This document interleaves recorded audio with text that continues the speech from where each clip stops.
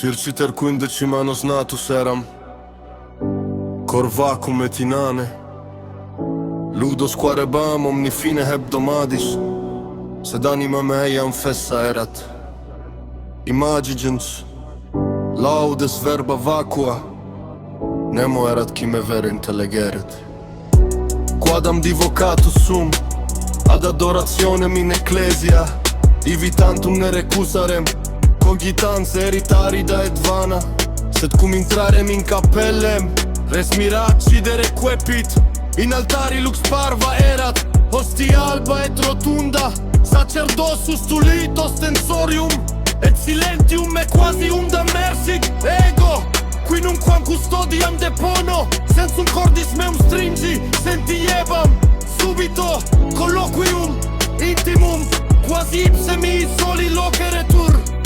Te video puer, te tocnosco, timores tuos, somnia tua finem tuum, laudes hominum sequeris, sed hic ego tibido, quod nemo dat, me ipsum. Aspexi ostia milam, et vidi regem regum ante me, non solum panis erat, sed ipse, vivus, nos intuens, instrumentum meum in sinum mansit, et coraliter pulsare quepit. Tu qui putas neminem curare,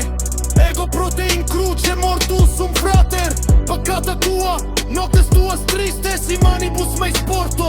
veni deice custodiam, ego sumo cursus tus verus, salvator tuus, non solum religio, tunc ingenua cecidi, nullo iubente, lacrime quaste sie pam me servare, e fluere coperunt, ille erat primus occursus, cum Deo qui se abscondi tut me inveniret, angeli leniter canebant, celum prope esse sentiebam, capella facta est tronus, et ostia facta est centrum, submissa voce dixi, ignoscemi Iesu, volute vere cognoscere prope. Exilo die rex meus, vita mea aliam historia mă gidit,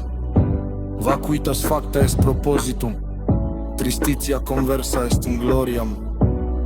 omnis juvenis qui errat, hoc cursu cum hostia indiget. Veniat santissimum frater, sine regem te aspicere,